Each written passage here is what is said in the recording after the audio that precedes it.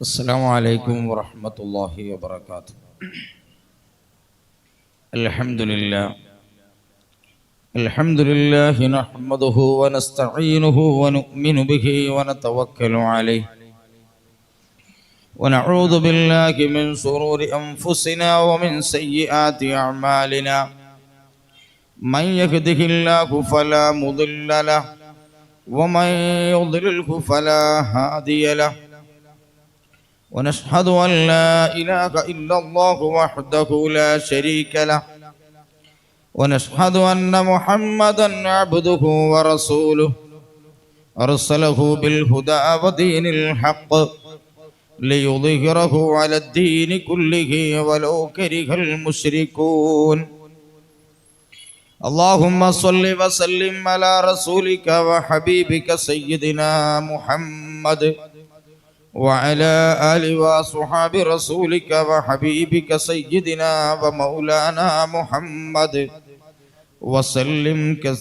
وسلم تسليما كثيرا كثيرا. أعوذ بالله من الشيطان الرجيم. بسم الله الرحمن الرحيم. ومن يتبع غير سبيل المؤمنين نوله ما تولى ونصليه جهنم وساءت مصيرا. صدق الله مولانا العلي العظيم.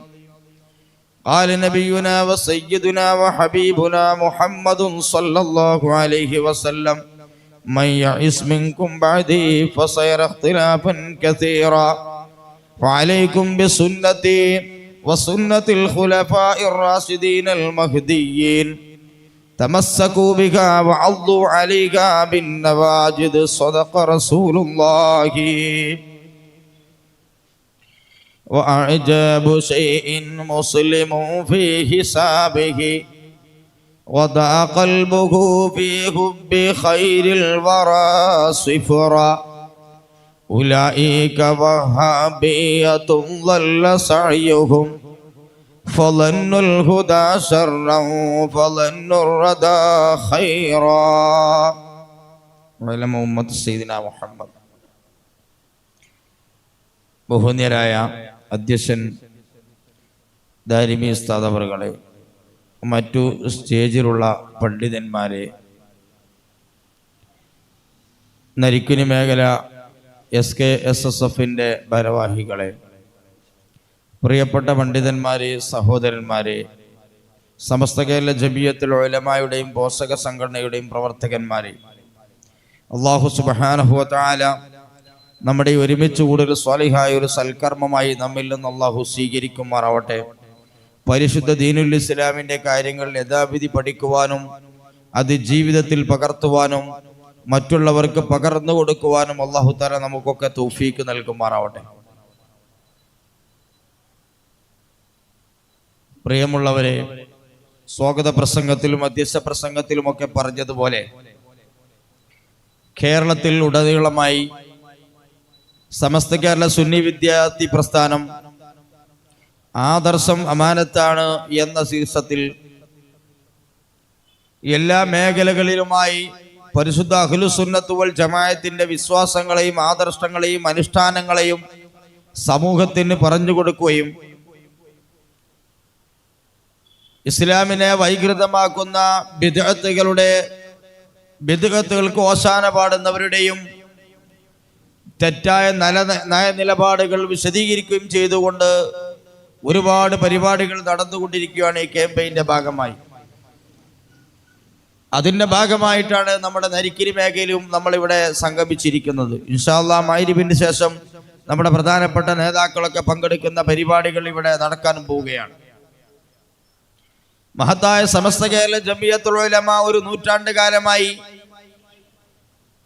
ഹബീബായ റസൂലുള്ളാഹി സ്വല്ലല്ലാഹു അലൈഹി വസല്ലമ തങ്ങൾ ഈ ലോകത്ത് കൊണ്ടുവന്ന് നമ്മളെ പഠിപ്പിച്ചു തന്ന പരിശുദ്ധ ദീനുൽ ഇസ്ലാമിനെ വള്ളിക്ക് പുള്ളിക്ക് വ്യത്യാസമില്ലാതെ വൈകൃതങ്ങൾക്കും വ്യതിയാനങ്ങൾക്കും അവസരങ്ങൾ കൊടുക്കാതെ റുജുആയ സിറാത്തുൽ മുസ്തഖീമിലൂടെ ആളുകളെ നയിച്ചു കൊണ്ടിരിക്കുകയാണ്.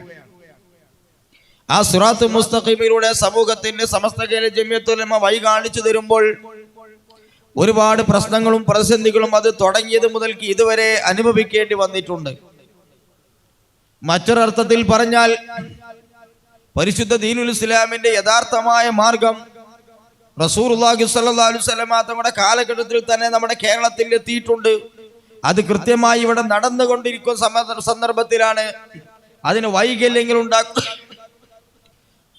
വികൃതങ്ങൾ ഉണ്ടാക്കുകയും ചെയ്യാൻ വേണ്ടി ചില ആളുകൾ കടന്നു വന്നപ്പോൾ അവരെ പ്രതിരോധിക്കാൻ വേണ്ടിയിട്ടാണ് സമസ്ത ഉത്ഭവിക്കുന്നത് തന്നെ. സമസ്ത കേരള ജമിയത്തുൽ ഉലമ ഉത്ഭവിക്കുന്നത് തന്നെ അവരെ പ്രതിരോധിക്കുക എന്നതിന്റെ അടിസ്ഥാനത്തിലാണ്. ഇന്ന് നമുക്ക് സമസ്തയെ പരിചയപ്പെടുത്തുമ്പോൾ സമസ്തയുടെ ഒരുപാട് സ്ഥാപനങ്ങളും ഒരുപാട് വിദ്യാഭ്യാസ സംവിധാനങ്ങളും ഒരുപാട് സംഘടനാ പ്രവർത്തനങ്ങളും ഒക്കെ ഉണ്ടെങ്കിലും ഈ സമൂഹത്തിന്റെ മനസ്സിലേക്ക് സമസ്ത കേരള ജമിയത്തുൽ ഉലമയെ പരിചയപ്പെടുത്തി ആളുകളിലേക്ക് ഇറക്കിയത് നമ്മുടെ സ്ഥാപനങ്ങൾ കാണിച്ചു കൊടുത്തുകൊണ്ടോ പ്രഭാഷകരെ കാണിച്ചു കൊടുത്തുകൊണ്ടോ നമ്മുടെ മറ്റു പ്രവർത്തനങ്ങൾ കാണിച്ചു കൊടുത്തുകൊണ്ടോ അല്ല. സമൂഹത്തിലേക്ക് സമസ്ത കേരള ജമിയത്തുൽ ഉലമ ഇറങ്ങിയത് അതിന്റെ ആദർശം പറഞ്ഞുകൊണ്ടാണ്. പിന്നീട് ആദർശം എല്ലാവരിലും കട്ടുറപ്പോടുകൂടെ നിലനിർത്തി ആവശ്യമാകുന്ന വിദ്യാഭ്യാസമായ മറ്റു പ്രവർത്തനങ്ങളൊക്കെ സമസ്ത നടത്തിയിട്ടുണ്ട് എന്നത് ശരിയാണ്. പക്ഷെ അതിന് വേണ്ടിയൊന്നും അതിലൂടെ ഒന്നുമല്ല സമസ്ത സമൂഹത്തിലേക്ക് ഇറങ്ങി വന്നിട്ടുള്ളത്. അതുകൊണ്ട് അടിസ്ഥാനപരമാകുന്ന നമ്മുടെ വിഷയം നമ്മുടെ ആദർശമാണ്. ആ ആദർശത്തെ ഒരമാനത്ത് പോലെ സൂക്ഷിക്കുക എന്നത് ഓരോ സമസ്തക്കാരന്റെയും നിർബന്ധമായ ബാധ്യതയാണ്. അത് മറ്റുള്ളവരിലേക്ക് എത്തിച്ചു കൊടുക്കുക എന്നതും നമ്മുടെ ബാധ്യതയാണ്. ഒന്നുമില്ലാത്ത കാലഘട്ടത്തിൽ നമ്മൾ ഈ സമൂഹത്തിലേക്ക് സമസ്ത ഈ ആദർശത്തെ 100 വർഷക്കാലം ഈ സമൂഹത്തിൽ കൊണ്ടുപോയി നടന്നിട്ടുണ്ട് എങ്കിൽ ആ 100 വർഷക്കാലം കൊണ്ടുവരുന്നതിന് അടുത്ത തലമുറയിലേക്ക് ഒരു വ്യത്യാസമില്ലാതെ ഏൽപ്പിക്കുക എന്നത് നമ്മുടെ ഉത്തരവാദിത്തമാണ്.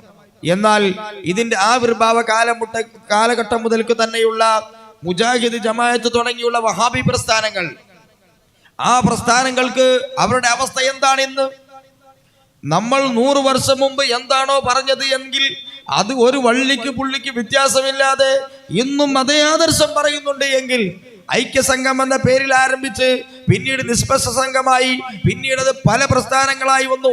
വഹാബി പ്രസ്ഥാനമായി, സലഫി പ്രസ്ഥാനമായി, മുജാഹിദ് പ്രസ്ഥാനമായി പല പേരിലായി വന്നു. ഇപ്പോൾ പല ആദർശങ്ങളിലായി അവർ ചിഹ്നിച്ച് ചിതറിക്കൊണ്ടിരിക്കുന്ന അവസ്ഥയാണ് നമുക്ക് കാണാൻ സാധിക്കുന്നത്.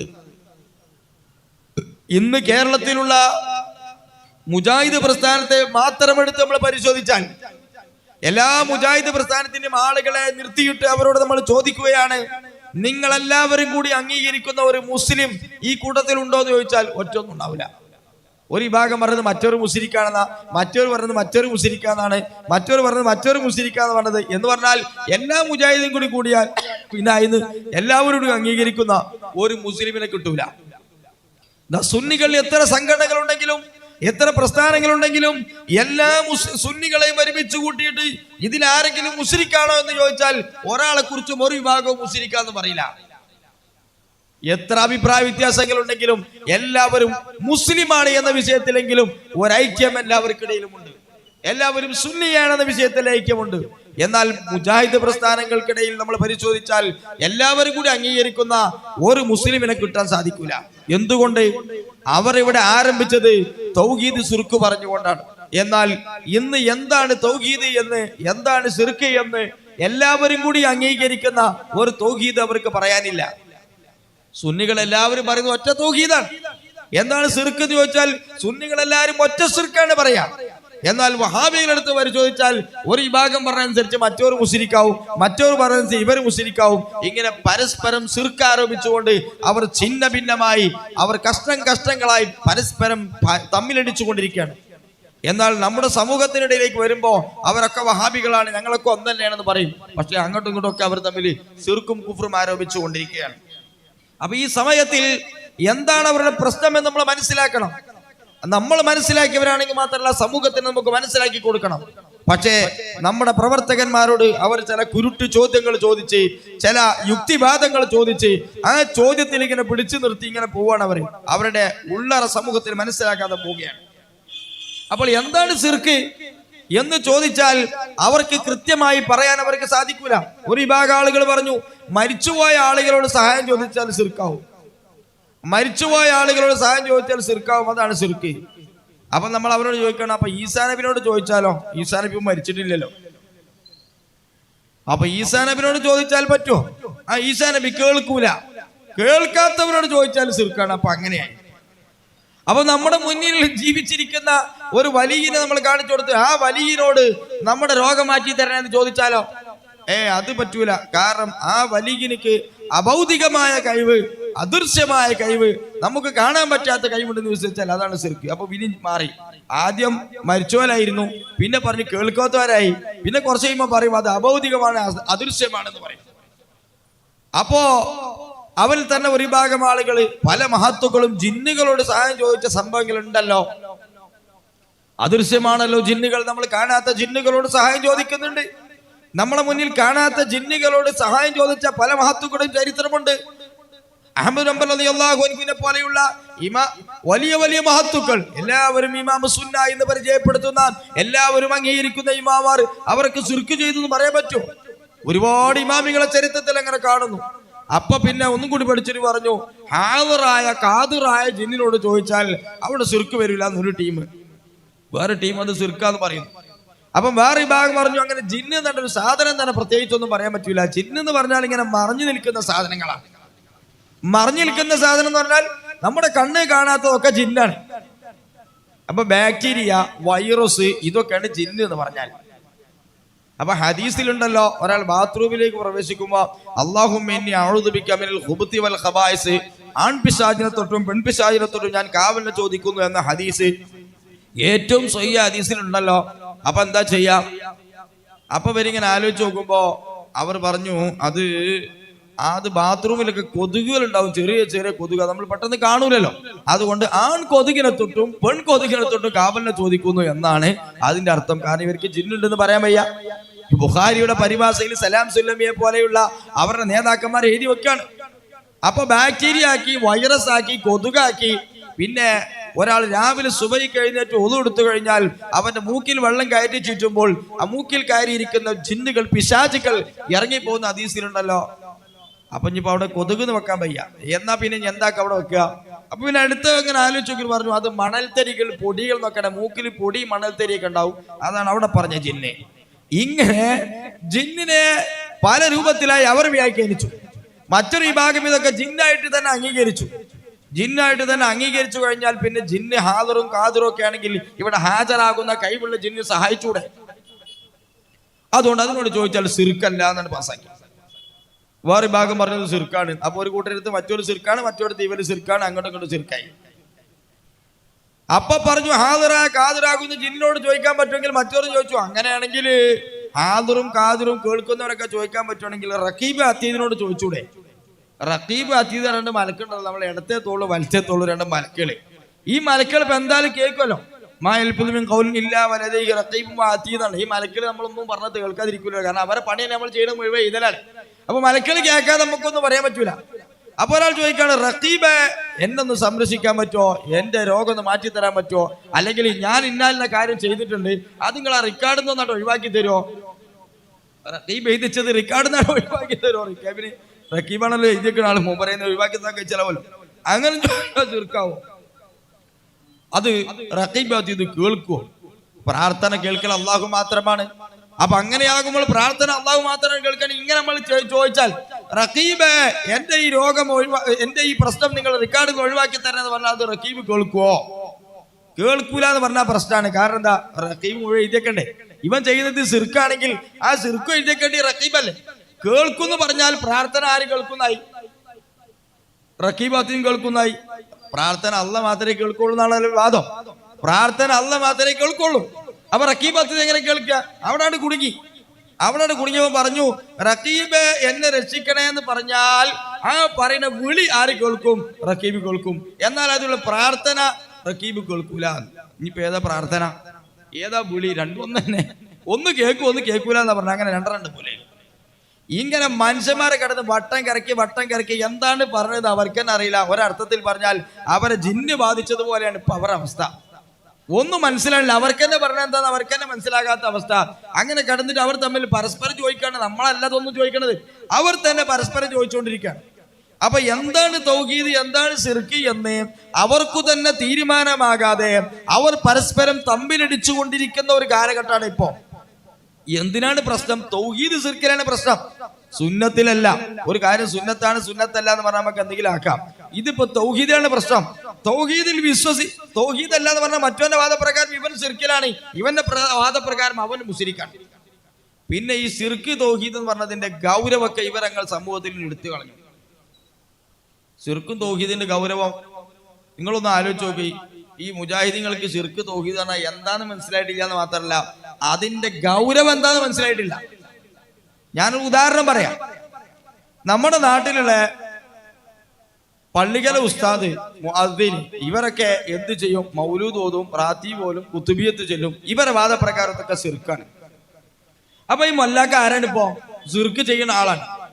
ശിർക്ക് ചെയ്യുന്ന ഈ മൊല്ലാക്കനെ ഇവർ വന്ന് തുടർന്ന് നിസ്കരിക്കും. ശിർക്ക് ചെയ്യുന്ന മൊല്ലാക്ക അർത്ഥം ഇവർ ഭക്ഷിക്കും. ശിർക്ക് ചെയ്യുന്ന മൊല്ലാക്കനെ മോളെ അവള് കല്യാണം കഴിക്കും. ഇവരെ മോളെ മൊല്ലാക്ക കെട്ടിച്ചു കൊടുക്കും ചെയ്യും. എന്നാൽ മൊല്ലാക്ക ചെയ്യുന്ന ശിർക്കാന്ന് പറയും ചെയ്യും. എന്നാൽ നാട്ടിൽ അറിയപ്പെട്ട ഒരു കള്ളുടിയുണ്ട് സങ്കല്പിക്കുക. നാട്ടിൽ അറിയപ്പെട്ട നല്ലൊരു കള്ളുടിയുണ്ട്. ആ കള്ളുടിയനെ ഇവര് മകളെ കെട്ടിച്ചു കൊടുക്കൂല. ആ കള്ളുടിയനെ മകളെ പോലെ കെട്ടൂല. ആ കള്ളുടിയനെ കണ്ടാൽ പോലെ സലാം പറയില്ല. കള്ളുടിയൻ സലാം പറഞ്ഞാൽ അവരോട് മടക്കൂല. ആ കള്ളുടിയൻ ഇമാമത്തെ പോലെ തുറന്ന് നിസ്കരിക്കോ? അതുമില്ല. അപ്പൊ കള്ളു കുടിക്കാനാണോ ശിർക്കാണോ അപ്പൊ വലിയ തെറ്റ്? മനസ്സിലായോ? കള്ളു കുടിക്കലാണോ വലിയ തെറ്റ്, അതോ ശിർക്ക് വലിയ തെറ്റ്? ഇവരെ വാദപ്രകാരം കല്ലുടിയാണ്ടിന് വലിയ തെറ്റ്. കാരണം എന്താ? കള്ളുടിക്കുന്നോട് വലിയ സലാം അറിയില്ല, വ്യഭിചരിക്കുന്നോട് വലിയ സലാം അറിയില്ല, വ്യഭിചരിക്കുന്നോട് ലോകമില്ല. എന്നാൽ എന്നും ശിർക്ക് ചെയ്തുകൊണ്ടിരിക്കുന്ന മല്ലാക്കൻ ഇവര് സ്വന്തം ആളാ. മല്ലാക്കനെ തുടർന്ന് നിസ്കരിക്കും. ഇനി മുജാഹിദിനെ കണ്ടാ സലാം അറിഞ്ഞില്ലെങ്കിലും മല്ലാക്കനെ കണ്ടാ എന്തായാലും പള്ളിക്കൽ ഉസ്താദിനെ കണ്ടാ ഒരു സലാം എറിഞ്ഞു പിടിപ്പിക്കുന്ന ആളാ. എന്നാൽ വഹാബിനെ കണ്ടാലോ, അല്ല കള്ളുടിയനെ കണ്ടാലോ സലാം പറയില്ല, വ്യഭിചാരിനെ കണ്ടാലോ സലാം പറയില്ല. അവരൊരു ലോകമില്ല, അവരോട് യാതൊരു ബന്ധമില്ല. എന്തേ? ഓൻ വ്യഭിചാരിയാണ്, ഇവൻ കള്ളുടിയനാണ്, മറ്റേയാളോ ശിർക്കിയനാണ്. അപ്പൊ ഇവരെ കണക്കിന് ശിർക്കാണോ വലിയ തെറ്റ്? അതല്ല. കള്ളുടിയാണോ വ്യഭിചാരമാണോ തെറ്റ്? ശരിക്കും നമ്മൾ ചിന്തിക്കേണ്ട ഒരു കാര്യമാണിത്. നമ്മളും ചിന്തിക്കേണ്ട ഒരു കാര്യമാണ്. നമ്മളെന്താ ചിന്തിക്കേണ്ടേ? നമ്മളെ കുറിച്ച് അവർ പറഞ്ഞുകൊണ്ടിരിക്കുക നമ്മൾ ശിർക്ക് ചെയ്യുന്നു എന്നാണ്. നമ്മളെ ഒരാൾ വ്യഭിചാരി എന്ന് പറഞ്ഞാൽ അവനോട് ലോക്യം പറയാൻ നമ്മൾ പോവോ? നമ്മളെ മര്യാദയ്ക്ക് ഭാര്യനെ കല്യാണം കഴിച്ചിട്ട് നമ്മൾ ബന്ധപ്പെട്ടുകൊണ്ട് ജീവിക്കുമ്പോ കുറച്ച് ആൾക്കാർ ഇറങ്ങിയിട്ട് പറയാണ് ഓന്റെ കല്യാണം ശരിയല്ല, ഓൻ വ്യഭിചാരം ചെയ്യണമെന്ന് പറഞ്ഞാൽ അവനോട് ലോക്യം പറയാൻ നമ്മൾ പോവോ? അവനെ പിന്നെ സുഹൃത്താക്കി കൂട്ടാൻ നമ്മൾ കൂടൂലെങ്കിൽ അതിനേക്കാൾ ഏറ്റവും ഗൗരവമാകുന്ന ശിർക്ക് നമ്മൾ ചെയ്യുന്നു എന്നാണ് ഇവർ നമ്മളെ കുറിച്ച് ആരോപിക്കുന്നത്. വ്യഭിചാരത്തിനേക്കാൾ എത്രയോ വലിയ തെറ്റല്ലേ? ഇന്ന ശിർക ലളുൽമുൻ അദീം. അല്ലാഹു തആല ഖുർആനിലൂടെ പറഞ്ഞു, ഇന്ന ശിർക ലളുൽമുൻ അദീം. തീർച്ചയായിട്ടും ശിർക്കാണ് ഏറ്റവും വലിയ തെറ്റ്. അതിനേക്കാൾ വലിയൊരു തെറ്റില്ല. അല്ലാഹു സുബ്ഹാനഹു വ തആല ഒരിക്കലും ശിർക്ക് പൊറുക്കൂല. ലാ യഗ്ഫിറു അൻ യുശ്റക ബിഹി വ യഗ്ഫിറു മാ ദൂന ദാലിക. ശിർക്കിന്റെ തോടെയുള്ളതൊക്കെ അല്ലാഹു പുറത്തു കൊടുക്കും. പക്ഷേ ശിർക്ക് അല്ലാഹു തആല ഒരിക്കലും പൊറുക്കാത്ത പാപമാണ്. വ്യഭിചാരിക്ക് അല്ലാഹു പുറത്തു കൊടുത്തേക്കാം, കള്ളുകുടിയൻ അല്ലാഹു പുറത്തു കൊടുത്തേക്കാം. പക്ഷെ ശിർക്ക് ചെയ്യുന്നവൻ അല്ലാഹു തആല ഒരു കാരണവശാലും പുറത്തു കൊടുക്കുകയില്ലെന്ന് അല്ലാഹു തആല ഖണ്ഡിതമായി പരിശുദ്ധ ഖുർആനിൽ പറഞ്ഞ ഇന്ന ശിർക ലളുൽമുൻ അദീം. ഏറ്റവും വലിയ തെറ്റാണ് ശിർക്ക് എന്ന് ഖുർആൻ സന്നിഗ്ധമായി പ്രഖ്യാപിച്ച തെറ്റ്. ആ ശിർക്ക് ചെയ്യുന്ന മല്ലാക്കിനെ തുടരാൻ അവർക്ക് പ്രശ്നമില്ല. ആ ശിർക്ക് ചെയ്യുന്ന മല്ലാക്കിനോട് സലാം പറയാൻ അവർക്ക് പ്രശ്നമില്ല. ആ ശിർക്ക് പറയുന്ന മൊല്ലാക്കന്റെ മകളെ കല്യാണം കഴിക്കാം അവർക്ക്. ആ മൊല്ലാക്ക അർത്ഥത് ഉഷാറായിട്ട് അവർക്ക് തിന്നാം. എന്നാൽ കള്ളു കുടിയാൻ അവർക്ക് പറ്റൂല, വ്യഭിചാരിനെ പറ്റൂല. അപ്പൊ വലിയ തെറ്റേതാ? കള്ളുടിയാണോ വ്യഭിചാരാണോ? അതല്ല ശിർക്കാണോ? നമ്മളും അത് മനസ്സിലാക്കിക്കൊണ്ട് പെരുമാറണം. നമ്മളെ കുറിച്ച് അവർ ആരോപിക്കുന്നത് ശരി ആരോപണമല്ല. നമ്മളെ മരണപ്പെട്ടു പോയ പിതാവ് വ്യഭിചാരിയായിരുന്നു എന്നൊരാൾ പറഞ്ഞാൽ, നമ്മുടെ മാതാവ് വ്യഭിചാരിയായിരുന്നു പറഞ്ഞാൽ അവരോട് സൗഹാർദ്ദം നമുക്ക് സാധിക്കുന്നില്ലെങ്കിൽ നമ്മളെ വാപ്പയും ഉമ്മയും ശിർക്ക് ചെയ്ത് മരിച്ചു എന്ന് പറഞ്ഞവരോട് നമുക്ക് എങ്ങനെ സൗഹാർദ്ദത്തിന് സാധിക്കും? ഈ ശിർക്കിന്റെ ഗൗരവം നമ്മൾ ശരിക്കും മനസ്സിലാക്കണം. അള്ളാഹുവിനെ പങ്കു ചേർക്കുകയാണ് ഇവിടെ. അള്ളാഹുവിനെ പങ്കു ചേർക്കുന്നു എന്ന തെറ്റാണ് നമ്മൾ ചെയ്യുന്നു എന്ന് അവർ ആരോപിച്ചുകൊണ്ടിരിക്കുന്നത്. അതിനേക്കാൾ വലിയൊരു തെറ്റ് ഒരു ആരോപണം നമ്മളെ കുറിച്ച് പറയാനില്ല. അത് പറയുകയാണ് അവർ ചെയ്യുന്നത്. ഇനി അവർക്കിടയിലുള്ള അവസ്ഥയാണ് നമ്മൾ പറഞ്ഞു വന്നത്. അവർ തമ്മിൽ പരസ്പരം ഇതാണ് അവസ്ഥ. അവർ തമ്മിൽ പരസ്പരം നോക്കിയാൽ അവരുടെ അവസ്ഥ എന്താണ്? ഏറ്റവും വലിയ തെറ്റാകുന്ന ശിർക്ക. മറ്റേ വിഭാഗം ചെയ്യുന്നു, ഇവർ പറയുന്നു, ഇവർ ചെയ്യുന്നു, അവർ പറഞ്ഞിട്ട് അവർ ഒന്നിച്ചെന്നിട്ട് നമുക്കെതിരെ ഇറങ്ങാണ്. ആര്? മുശ്രിക്കും മുവഹിദും കൂടിയിട്ട്. ഇവന്റെ കണക്കിന് അവൻ മുശ്രിക്കാണ്, അവന്റെ കണക്കിൽ ഇവൻ മുശ്രിക്കാണ്. രണ്ടു കൂട്ടരും ഒന്നിച്ചിരുന്നിട്ടാണ് നമുക്കെതിരെ ഇറങ്ങുന്നത്. എന്താണ് ഈ തൗഹീദ് പ്രചരണത്തിന്റെ അർത്ഥം? അവരുടെ ഏറ്റവും ചുരുങ്ങിയത് അവർക്കിടയിലുള്ള തൗഹീദ് ഒരു തീരുമാനമാക്കിയിട്ട് പോരെ നമ്മുടെ പിന്നാലെ കയറാൻ. അപ്പൊ അതുകൊണ്ട് ഈ അടിസ്ഥാനപരമായി വഹാബിസത്തെ നമ്മൾ മനസ്സിലാക്കണം. നമ്മൾ രാഷ്ട്രീയപരമായി പലപ്പോഴും പല യോഗ്യതയുണ്ടാകാം, നമ്മൾ സാംസ്കാരികപരമായി അവരുടെ കൂട്ടത്തിലുണ്ടാകാം, നാട്ടിൽ പലതിലും ഉണ്ടാകാം. പക്ഷെ അപ്പോഴൊക്കെ നമ്മൾ മനസ്സിൽ ഒരു കാര്യം വേണം, എന്തു ചെയ്താലും ഇവൻ നമ്മളെ കുറിച്ച് ശിർക്ക് ആരോപിക്കുന്നവനാണ്. വ്യഭിചാരിയാന്ന് എന്നെ വിളിച്ചിരുന്നു എനിക്ക് പൊറുക്കാമായിരുന്നു, കള്ളുകൂടി എന്ന് വിളിച്ചിരുന്നു എനിക്ക് പൊറുക്കാമായിരുന്നു. പക്ഷെ അവൻ എന്നെ കുറിച്ച് പറഞ്ഞത് ശിർക്ക് ചെയ്യുന്നവനാണ്. ഇതിനേക്കാൾ വലിയൊരു ആരോപണം പറയാനില്ല. അത്രയും വലിയ ആരോപണം എന്റെ മേൽ അവൻ ആരോപിച്ചത് എന്ന ബോധം ഏത് ഘട്ടത്തിലും നമ്മൾ മനസ്സിലുണ്ടാകണം. അല്ലെങ്കിൽ നമ്മളൊരു മുസ്ലിമാണെന്ന് അംഗീകരിക്കാനെങ്കിലും അവർ തയ്യാറാവണ്ടേ? അതിന് പോലും അവർ തയ്യാറാകുന്നില്ല. പിന്നെ അവർ ഈ വിഷയങ്ങൾ വന്ന് പറഞ്ഞു കഴിഞ്ഞാൽ ഞാൻ കൂടുതലായി ആയത്തുകളും ഹദീസുകളും അതിന്റെ പ്രമാണങ്ങളിലേക്ക് ഇറങ്ങുന്നില്ല. ബുദ്ധിപരമായി സാധാരണക്കാർക്ക് മനസ്സിലാക്കാൻ പറ്റുന്ന ചില കാര്യങ്ങൾ ഇവിടെ പറഞ്ഞു പോകാനാണ് ഉദ്ദേശിക്കുന്നത്. ഇതാണ് അവരുടെ അവസ്ഥകൾ. ഇനി നമ്മൾ വെച്ചു നോക്കിയാൽ ഒരു വിഷയത്തെ കുറിച്ച് പറഞ്ഞാൽ അവരുടെ തെളിവുകൾ പ്രമാണങ്ങളിലേക്ക് ഇറങ്ങിക്കഴിഞ്ഞാൽ അവർ പറയുന്ന പ്രമാണങ്ങളൊക്കെ എന്താണ്? മൊത്തം വൈരുദ്ധ്യമായിരിക്കും. ഒരു കാര്യത്തെ കുറിച്ച് ആലോചിച്ച് ചോദിച്ചാൽ ഖുർആനിലും ഹദീസിലേക്ക് നോക്കൂ എന്നാ പറയാം. ആദ്യം പറയും ഖുർആനിലേക്കും ഹദീസിലേക്ക് നോക്കൂ. അപ്പൊ നമ്മൾ ഖുർആനിലേക്കും ഹദീസിലേക്ക് നോക്കുക. ഖുതുബ പരിഭാഷപ്പെടുത്താൻ ഖുർആനിലും ഹദീസിലും എന്തെങ്കിലും തെളിവുണ്ടോ എന്ന് ചോദിച്ചാൽ അവർ പറയും അത് ഖുതുബ എന്ന് പറഞ്ഞാൽ പ്രസംഗമാണ്, അത് ആളുകൾക്ക് മനസ്സിലാക്കണം എന്ന് പറയും. ഖുതുബ എന്ന് പറഞ്ഞാൽ പ്രസംഗമാണ്, അത് ജനങ്ങൾക്ക് മനസ്സിലാകേണ്ടതാണ്. അപ്പൊ അവിടെ ഖുർആനും വേണ്ട, ആയത്തും വേണ്ട, ഹദീസും വേണ്ട. നബിതങ്ങൾ ചെയ്തു എന്ന് അവിടെ ചോദ്യമില്ല. നബിതങ്ങൾ ചെയ്തോ എന്ന് ഖുതുബനെ കുറിച്ച് പരിഭാഷയ്ക്ക് ചോദ്യമില്ല. അവിടെ നബിതങ്ങൾ ചെയ്തോ, സഹാബാക്കൾ ചെയ്തോ, സലഫുസാലിങ്ങൾ ചെയ്തോ, ഖുർആനിലുണ്ടോ ഹദീസിലുണ്ടോ ഒരു ചോദ്യമില്ല. ഖുതുബയുടെ പ്രസംഗമാണ്, പ്രസംഗം ആൾക്കാർക്ക് മനസ്സിലാകണം എന്നാ. എന്നാ ആയിക്കോട്ടെ, അങ്ങനെ ഓരോരോ വിഷയങ്ങളിലേക്ക് വന്നു. മറ്റൊരു വിഷയത്തിലേക്ക് വന്നാലോ, മറ്റൊരു വിഷയത്തിൽ ജുമഅ എന്ന് പറഞ്ഞാൽ എന്താ? മീറ്റിംഗ് എന്നല്ലേ? മീറ്റിംഗിന് ഏറ്റവും സൗകര്യമുള്ള സമയത്താക്കിക്കൂടെ? നബി സല്ലല്ലാഹു അലൈഹി വസല്ലം തങ്ങളുടെ കാലഘട്ടത്തിൽ ഏറ്റവും കൂടുതൽ സൗകര്യം ഉണ്ടായിരുന്നത് വെള്ളിയാഴ്ചയായിരുന്നു. കാരണം അന്ന് പൊതു അവധി വെള്ളിയാഴ്ചയാണ്. അതുകൊണ്ട് അന്നാണ് ജുമഅക്കിയത്. അന്ന് അവിടെ പങ്കെടുത്ത ആളുകളൊക്കെ അറബികളായിരുന്നു. അപ്പൊ നബി തങ്ങൾ അറബിയിൽ ഖുതുബ ഓതി, നബി സല്ലല്ലാഹു അലൈഹി വസല്ലം തങ്ങൾ വെള്ളിയാഴ്ച ജുമഅ നടത്തി. ഇനി നമ്മളെ നാട്ടിൽ നമ്മൾ പരിശോധിച്ച് നോക്കുക. നമ്മളെ നാട്ടിലെ ആളുകളൊക്കെ അവിടെ ഒരുമിച്ച് കൂടിയാല് നമ്മളെ നാട്ടിലെ ആളുകളൊക്കെ മലയാളികളാണ്. അപ്പൊ ഇവർ പറഞ്ഞു ഇവിടെ കേൾക്കുന്ന ആളുകൾ മലയാളം ആയതുകൊണ്ട് നമുക്ക് ജുമഅ മലയാളത്തിൽ ഖുതുബ മലയാളത്തിലാക്കാം. ഓക്കെ, മീറ്റിംഗ് എന്ന് പറഞ്ഞാൽ ഏറ്റവും സൗകര്യമുള്ളത് നമ്മളെ നാട്ടിൽ ഏതാണ്? ഞായറാഴ്ചയാണ്. എന്നാ ജുമഅ ഞായറാഴ്ച ആക്കണ്ടേ? ഇതേ ന്യായം വെച്ചുകൊണ്ട് ജുമഅ ഞായറാഴ്ച നടത്തണ്ടേ? ഈ ജുമഅ എങ്ങനെ വെള്ളിയാഴ്ച നടത്തവര്? ഈ ന്യായപ്രകാരം അന്നത്തെ ഒഴിവ് വെള്ളിയാഴ്ച ആയിരുന്നു, ഇന്നത്തെ ഒഴിവ് ഞായറാഴ്ചയാണ്. നാട്ടുകാർക്ക് മുഴുവൻ കൂടാൻ പറ്റിയ സൗകര്യപ്പെട്ടത് വെള്ളിയാഴ്ച ഞായറാഴ്ചയാണ്. അതുകൊണ്ട് ജുമഅ ഞായറാഴ്ച ആക്കണമോ? അത് പറ്റൂല. അള്ളാഹു റസൂൽ അങ്ങനെ നടത്തിയെന്ന് പറയും. അപ്പൊ ഇവിടെ അള്ളാഹു റസൂൽ നടത്തിയ ചോദ്യമില്ല. ഏത് വിഷയം എടുത്ത് ചോദിച്ചാലും അങ്ങനെ തന്നെയാണ്. ഇനി അത് കഴിഞ്ഞിട്ട് നമ്മൾ തറാവീന്റെ റക്അത്തുകൾ എണ്ണം പറഞ്ഞാൽ ആ തറാവീന്റെ റക്അത്തുകൾ ഹദീസ് എണ്ണം പറയുമ്പോൾ നമ്മൾ പറയാണ് മക്കത്തും മദീനത്തും ഒക്കെ എത്രയാണ് തറാവീന്റെ റക്അത്തിന്റെ എണ്ണം? അവിടൊക്കെ 20 റക്അത്താണ്. ഇപ്പോ കൊറോണ ശേഷം 10 ആക്കിയിട്ട് 8 10 ആക്കിയിട്ട് ഇപ്പോ കൊറോണ വന്നതിന് ശേഷം അവർ 20 നിസ്കരിക്കണം എന്നാണ് പ്രഖ്യാപിക്കുന്നുണ്ട്.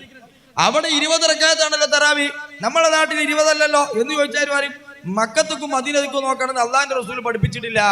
പിന്നെ എവിടേക്ക് നോക്കാനാണ് പഠിപ്പിച്ചത്? ഖുർആനിക്കും ഹദീസും നോക്കണമെന്നാണ്. ആയിക്കോട്ടെ, ഖുർആനിക്കും ഹദീസും നോക്കി. അത് കഴിഞ്ഞ് അടുത്തൊരു വിഷയം വരാണ് മഹാന്മാരുടെ മഖബർ സിയാറത്തിനെ കുറിച്ച് പറഞ്ഞാൽ അപ്പം പറയും റസൂലുള്ളാഹിന്റെ റൗള ശരീഫിൽ സിയാറത്തുണ്ടോ, അവിടെ ആണ്ട് നീർച്ചുണ്ടോ, അവിടെ റസൂലുള്ളാഹിന്റെ ആണ്ട് അടക്കുന്നുണ്ടോ? അപ്പം മക്കും മദീന അവർക്ക് തെളിവായി. ആണ്ട് നീർച്ചടക്കുമ്പോ മടവൂർ ശൈഖിന്റെ നീർച്ചടക്കണ മാതിരി റസൂലുള്ളാഹിന്റെ നീർച്ചടക്കുന്നുണ്ടോ എന്നാ ചോദ്യം. റസൂലുള്ള ദീന് പഠിപ്പിച്ചത് അവിടല്ലേ? അവിടെ അത് ഉണ്ടാവണ്ടേ? അവിടെ അല്ലേ യഥാർത്ഥ ദീനുള്ളത്? അവിടെ നിന്നിട്ട് നീർച്ചല്ലോ. അപ്പൊ തറാവീന്റെ റക്അത്തിലോ? തറാവീന്റെ റക്അത്ത് പറയുമ്പോൾ അത് മക്കത്തേക്ക് നോക്കാൻ പാടില്ല, മദീനത്തേക്ക് നോക്കാൻ പാടില്ല, റസീഹ് ദൂനി അടുപ്പിച്ചോട് നോക്കാൻ പാടില്ല, അത് ഖുർആനിക്കും ഹദീസിക്കും നോക്കുക. ആണ്ട് നീർച്ച നോക്കുമ്പോഴോ അത് മക്കത്തും മദീനത്തും എങ്ങനെ അടക്കേണ്ടത് നോക്കുക. ഇങ്ങനെ തനി വൈരുദ്ധ്യങ്ങളാണ് അവരുടെ ഏത് വാദങ്ങൾ എടുത്ത് പരിശോധിച്ചാൽ നമുക്ക് കാണാൻ പറ്റുക. ഒന്നിന് പറഞ്ഞ തെളിവ് അടുത്തതിന് പറ്റൂല, അടുത്തതിന് പറഞ്ഞ തെളിവ് അടുത്തതിന് പറ്റൂല. അവർക്ക് പറ്റിയതിനനുസരിച്ചുകൊണ്ട് ഇങ്ങനെ മാറ്റി മാറ്റി മാറ്റി മാറ്റി പറഞ്ഞുകൊണ്ടിരിക്കുകയാണ്. ഏതൊരു വിഷയം നമ്മൾ എടുത്തു നോക്കിയാലും അങ്ങനെ ആയിരിക്കും. ഏതൊരു വിഷയം നമ്മൾ എടുത്ത് പരിശോധിച്ചാലും അങ്ങനെ ആയിരിക്കും. അവര് കാര്യമായിട്ട് വായിച്ചുകൊണ്ടിരിക്കുന്ന ഇവിടെ ഡെസ്കും ബെഞ്ചും ചോക്കയൊക്കെ വെച്ചുകൊണ്ട് നമ്മുടെ ആധുനിക വിദ്യാഭ്യാസ പരിപാടിയൊക്കെ തുടങ്ങിയത് നമ്മളാണ്. അവരാണ് പോലും ഇവിടെ നിന്നൊക്കെ തുടങ്ങിയത്. അപ്പോ ദീൻ പഠിപ്പിക്കാൻ ചോക്ക്, ബെഞ്ച്, ഡെസ്ക് ഇതൊക്കെ തുടങ്ങിയത് അവരാണ്. സുന്നികൾ പള്ളിന്റെ മൂലയിൽ ഇരുന്ന് ഇങ്ങനെ പറയലായിരുന്നു. അപ്പൊ ഈ നല്ല കാര്യം തുടങ്ങി വെച്ചത് ഞങ്ങളാണ്. അപ്പൊ അള്ളാഹുവിന്റെ റസൂൽ അങ്ങനെ ചെയ്തു വേണം, സ്വഹാബാക്കൾ ചെയ്തു വേണം. അപ്പൊ ഈ ബിദ്അത്ത് തുടങ്ങി വെച്ചത് ഞങ്ങളാണെന്ന് അപ്പോൾ അവകാശപ്പെട്ടുകൊണ്ടിരിക്കണത്. അപ്പൊ പറയും ഈ ബിദ്അത്ത് തുടങ്ങിയത് ഞങ്ങളാണെന്ന് പറയുമ്പോ അത് നബി സല്ലല്ലാഹു അലൈഹി വസല്ലം തങ്ങളും സഹാബാക്കളും ഒക്കെ പഠിപ്പിച്ചതല്ല. കാലഘട്ടത്തിനനുസരിച്ചുകൊണ്ട് മാറ്റം വരുത്താം, അങ്ങനെ ആക്കാം, ഇങ്ങനെ ആക്കാം. അപ്പൊ മാറി. നബിദിനത്തിനെ കുറിച്ച് പറയുമ്പോഴോ നബി സല്ലല്ലാഹു അലൈഹി വസല്ലം തങ്ങൾ ആണ്ട് വെച്ചിട്ടുണ്ടോ, നബി തങ്ങൾ അത് നടത്തിയിട്ടുണ്ടോ, ഇത് നടത്തിയിട്ടുണ്ടോ എന്ന് ചോദിക്കുമ്പോൾ നമ്മൾ നബി സല്ലല്ലാഹു അലൈഹി വസല്ലം തങ്ങൾ ജന്മദിനത്തിൽ കാലത്തിനനുസരിച്ചോട് മാറ്റം വരുത്തുന്ന അറിയുമ്പോൾ അത് പറ്റൂല. അത് എന്നാ അവിടെ ഇങ്ങനെ നടന്നാൽ അങ്ങനെ തന്നെ നടക്കണം. വിദ്യാഭ്യാസത്തിൽ അത് മാർഗമില്ല. ദീൻ പ്രബോധനം നടത്തുന്നിടത്ത് സമ്മേളനങ്ങൾ നടത്തുന്നു. ഈ സമ്മേളനങ്ങൾ നബിതങ്ങൾ നടത്തിയിട്ടുണ്ടോ, സ്വഹാബാക്കൾ നടത്തിയിട്ടുണ്ടോ? നബിതങ്ങളെ ഇസ്ലാമിന്റെ പ്രബോധനത്തിന്റെ 1-ാം വാർഷികം നടന്നോ? 1-ാം വാർഷികം നടന്നില്ല. അന്ന് മക്കത്ത് പ്രശ്നമായിരുന്നു. എന്നായിക്കോട്ടെ, മദീനയ്ക്ക് ഹിജറ പോയതിന് ശേഷം 10-ാം വാർഷികം നടന്നോ, 15-ാം വാർഷികം നടന്നോ, 20-ാം വാർഷികം നടന്നോ? മക്കും മദീനയൊക്കെ നബിതങ്ങൾക്ക് വഴിപ്പെട്ടതിന് ശേഷം ഒരിക്കലെങ്കിലും നുബുവത്തിന്റെ വാർഷികമോ പ്രബോധനത്തിന്റെ വാർഷികമോ ഒരൊറ്റ പ്രാവശ്യം നടത്തിയിട്ടുണ്ടോ? യുവാക്കളെ സംഘടന അന്നുണ്ടോ? വിദ്യാർത്ഥികളെ സംഘടന അന്നുണ്ടോ? വനിതാ സംഘടന അന്നുണ്ടോ? ഒന്നുമില്ലല്ലോ. ഇതൊക്കെ നബിതങ്ങളെ കാലത്തില്ലാത്തത് ഇവർ തുടങ്ങിയില്ലേ? അത് തുടങ്ങിയിട്ടുണ്ട്. അത് സംഘടനകൾ ദീൻ പ്രബോധനം ചെയ്യാൻ വേണ്ടി നടത്തുകയാണ്. അത് ഇബാദത്തല്ലേ? ഏറ്റവും വലിയ ഇബാദത്താണ് പ്രബോധനം ചെയ്യുക എന്നത്. ആ ഇബാദത്താകുന്ന പ്രബോധനത്തിന് ആധുനിക സംവിധാനങ്ങൾ ഇവർ ആരംഭിച്ചു, ആധുനിക ശൈലികൾ ആരംഭിച്ചു. അതിനൊന്നും കുഴപ്പമില്ല. നമ്മൾ നീർച്ചക്കോ അല്ലെങ്കിൽ മറ്റേതിനോ പുതിയൊരു സംവിധാനം ആരംഭിക്കും, അത് റസൂൽ ചെയ്തായിരിക്കണം, അല്ലെ സ്വഹാബാക്കൾ ചെയ്തായിരിക്കണം. ഇങ്ങനെ ഒരു വാദം, ഇങ്ങനെ ഒക്കെ വൈരുദ്ധ്യങ്ങളാണ് അവർ നമ്മളെ കുറിച്ച് അവർ പറഞ്ഞുകൊണ്ടിരിക്കുന്ന ഓരോ കാര്യങ്ങൾ എടുത്ത് പരിശോധിച്ചാലും അതിന്റെ മറ്റൊരു ഭാഗം അവർ പറഞ്ഞുകൊണ്ടിരിക്കുന്നതാവും അല്ലെങ്കിൽ അവർ ചെയ്തുകൊണ്ടിരിക്കുന്നതാവും. ഏത് വിഷയം എടുത്ത് പരിശോധിച്ചാലും സാധാരണക്കാരാകുന്ന ആളുകൾക്ക് തന്നെ മനസ്സിലാക്കാൻ പറ്റുന്ന കാര്യങ്ങളാണ് ഈ പറയുന്നതൊക്കെ. ഇനി അതുപോലെ തന്നെ അവർ ഇപ്പൊ ഉദാഹരണത്തിന് നബി സല്ലല്ലാഹു അലൈഹി വസല്ലം തങ്ങൾ നമ്മൾ സ്വലാത്ത് ചൊല്ലുന്നു. നമ്മൾ ഏതെങ്കിലും സ്വലാത്ത് ഇല്ലാൽ താജു സ്വലാത്ത് ഇല്ലാൽ അള്ളാഹുവിന്റെ റസൂൽ ചൊല്ലിനോ? താജു സ്വലാത്ത് റസൂൽ ചൊല്ലിയിട്ടുണ്ടോ? രാജു സ്വലാത്ത് റസൂൽ പഠിപ്പിച്ചതാണോ? അങ്ങനെ ഒരു സ്വലാത്ത് ഉണ്ടോ? അപ്പൊ നമ്മൾ അവരോട് പറയും, പരിശുദ്ധ ഖുർആനിൽ ഇന്നല്ലാഹ വമലായികതുഹു യുസല്ലൂന അലൻ നബി യാ അയ്യുഹല്ലദീന ആമനൂ സല്ലു അലൈഹി വസല്ലിമു തസ്ലീമാ. അല്ലാഹുവിന്റെ റസൂലിന്റെ മേൽ സ്വലാത്ത് ചൊല്ലണമെന്ന് ഖുർആൻ കൽപ്പിച്ചിട്ടുണ്ട്. ഇന്നല്ലാഹ വമലായികതുഹു യുസല്ലൂന അലൻ നബി, അല്ലാഹും അവന്റെ മലക്കുകളും സ്വലാത്ത് ചൊല്ലിക്കുന്നു. അതുകൊണ്ട് സ്വലാത്ത് ചെയ്യുന്നു. അത് അവരോട് ചോദിച്ച സ്വലാത്താണ്. അത് ഞാൻ വിശദീകരിക്കുന്നില്ല ഈ സമയത്തിൽ. ഏതായാലും അതുകൊണ്ട് നിങ്ങളും സ്വലാത്ത് ചെല്ലണമെന്ന് ഖുർആൻ കൽപ്പന ഉണ്ടല്ലോ. കൽപ്പന ഉണ്ടെങ്കിലും നിങ്ങൾ ചെല്ലുന്ന സ്വലാത്ത് റസൂൽ പഠിപ്പിച്ചുകൂടാ? ഓക്കെ, നല്ല ചോദ്യമാണ്. ഇനി അടുത്ത് നമ്മൾ മരിച്ചു കഴിഞ്ഞാൽ മയ്യത്ത് ഖബറിനെ കൊണ്ടുപോയി വെക്കുമ്പോ ഇവരെന്താ ചെയ്യാം? ഇവരെല്ലാരും വരും തസ്ബീത്ത് എല്ലാം മതി. തസ്ബീത്ത് ചെല്ലുമ്പോ ഇവരൊക്കെ കൂടെ ഉണ്ടാവും. اللهم ثبته عند السؤال اللهم الهمه الجواب اللهم جعفل القبر عن جنبه اللهم اغفر له وارحمه. ഇത് ചൊല്ലി കൊടുക്കാൻ തന്നെ വഹാബികൾ മുന്നിലുണ്ടാവും. അപ്പോൾ വഹാബിനോട് ചോദിക്കാണ്, ഈ ദിക്ർ, ഈ ദുആ എവിടെ ഉള്ളത്? اللهم ثبته عند السؤال اللهم الهمه الجواب ഏത് ഹദീസിലാണുള്ളത്? സ്വഹീഹ് ഹദീസിലുണ്ടോ? ലൈഫായ ഹദീസിലെങ്കിലും നിങ്ങൾക്ക് ഇത് കാണിച്ചു തരാൻ പറ്റും?